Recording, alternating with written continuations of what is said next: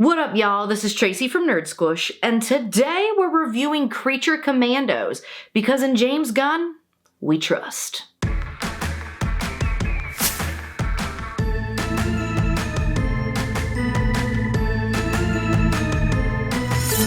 It is no secret on this channel that I am a monster fangirl. I say that as I'm wearing a Bride of Frankenstein shirt, sitting in front of my Wolfman collectibles with Frankenstein and Creature back here. Okay, I love monsters. Therefore, when I saw that there was a monster-themed animated DC series hitting Max, I was excited, to say the least. Not only am I a Universal Monster fangirl, but I'm also a DC fangirl, even though I'm not that familiar with these particular DC characters.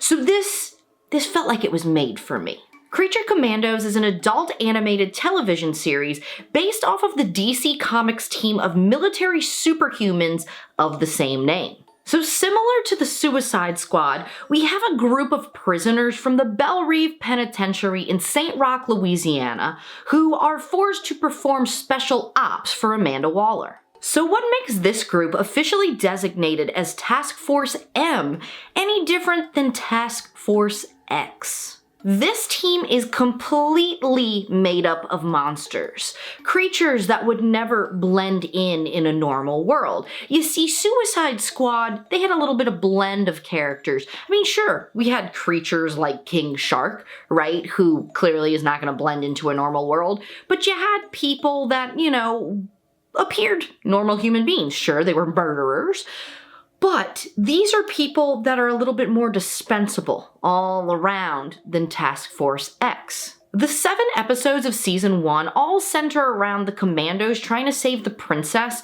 of a fictional Eastern European nation that is under attack by the sorceress Circe. And each episode is sort of split in half. It flashes back and forth between the past, uncovering the origin stories of each commando, and then coming back into present day and the battle that they're currently fighting. So what heroes make up Task Force M? First up, we have the Bride, who is a creature that was created by Victor Frankenstein to serve as a companion to his other creation, Eric. Then we have Dr. Phosphorus, who is a scientist turned crime lord who also happens to be radioactive. So he's just like this flaming skeleton, which is just cool looking. Next up, we have Nina Mazursky, who is a mutant who is only able to breathe underwater. A lady creature, if you will. Perhaps one of my favorites, we have G.I. Robot, who is an android that was created during World War II, specifically to kill Nazis. Then we have Weasel, an anthropomorphic creature, the same Weasel that we have seen in the Suicide Squad. And they're all led by Rick Flag Sr., a U.S. Army general and the father of the deceased Rick Flag Jr., who you might also recognize from Suicide Squad and The Suicide Squad. Also, hot cartoon. Felt like that needed to be acknowledged. Lily agrees. I'm a DC girl, okay? I've always preferred DC over Marvel. I just prefer... I'm a Batman fangirl, right? I just think Batman is the coolest character in the world. His rogues gallery, you know, just DC, I like it more. And I know that's shameful to say in today's MCU world, but that's just the way it is. I feel like animated series is where DC really excels. It doesn't matter what year it was made or what character it's covering.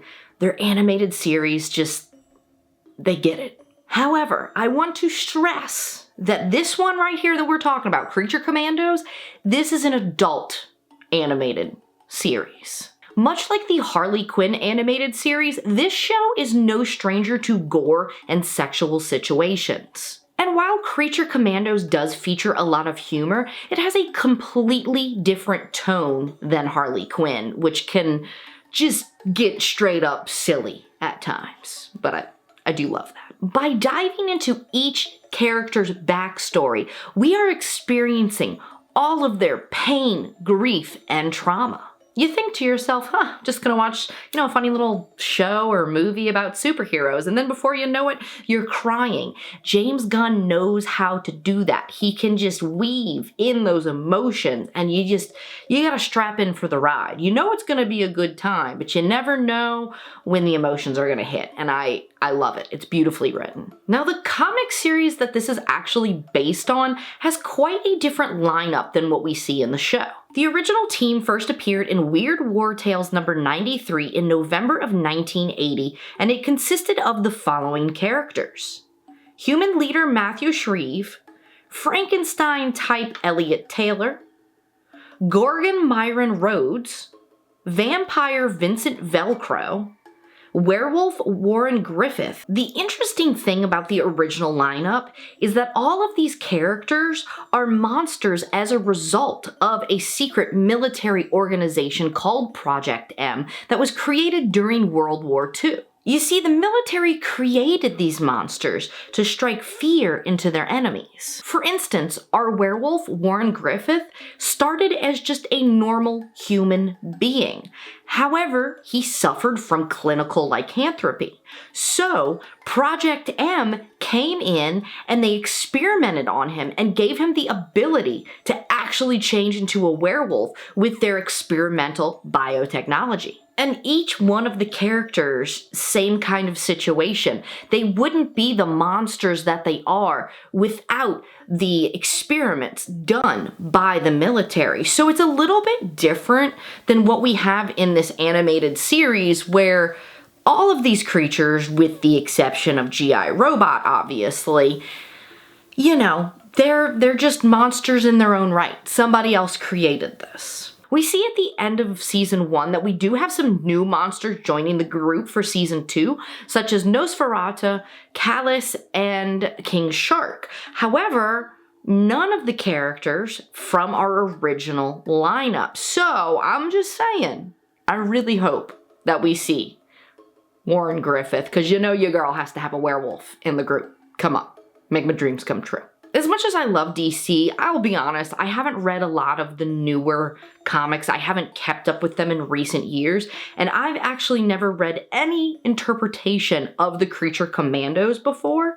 I do understand that the New 52 version of the group looks more similar to what we're seeing in this animated series. So needless to say, I am very interested to get my grubby little fingers on some versions of these comics so I can dive into that version of this team. And the thing about these characters, that your boy James Gunn, he loves a ragtag team of just weirdos, okay? Whether we're talking Guardians of the Galaxy or the Suicide Squad, he knows how to write these weird little people that just work together. And it's so hard to pick a favorite character because they're all so great. And even though they seem ragtag, they all have one thing in common. They all have insanely tragic backstories that really pull on your heartstrings. As a fan of The Bride of Frankenstein, I love that we finally get to see more of this character. I mean, come on. In her Universal Monster movie, she only gets 5 minutes of screen time, and the movie has her name in the title. So it's about time. It's about damn time. We start off in the same realm as the movie. After being created, she's terrified and rejects the person that she was created for, but then falls in love with her creator. However, Eric, the monster, sees this and kills Victor in a jealous rage. So of course the bride is even further repulsed by him and wants nothing to do with him, which Eric doesn't take so lightly. He is absolutely obsessed. He stalks her throughout the years, desperate to win her love. But it just ain't ever gonna happen. So in the beginning of her creation, she's very reminiscent of the bride that we all know. However, through her trauma, she becomes an absolute badass, and I wish I was as cool as she was. Although he's not officially one of the Commandos, Eric Frankenstein, voiced by David Harbour, is so much fun to watch. He's definitely more aligned with Mary Shelley's version of Frankenstein than the 1931 movie version of Frankenstein, as he can talk and he's extremely intelligent. but he's so driven by his obsession and passion for the bride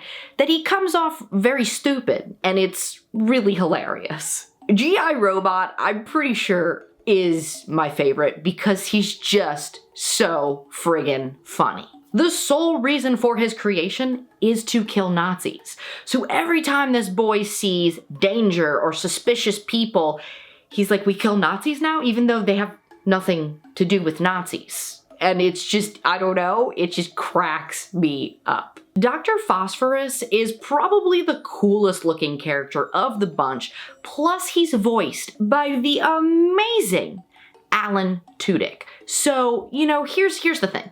Alan Tudyk, the man is underrated. He is seeping with talent, and I'm so glad that I am starting to see more of him in series and in movies.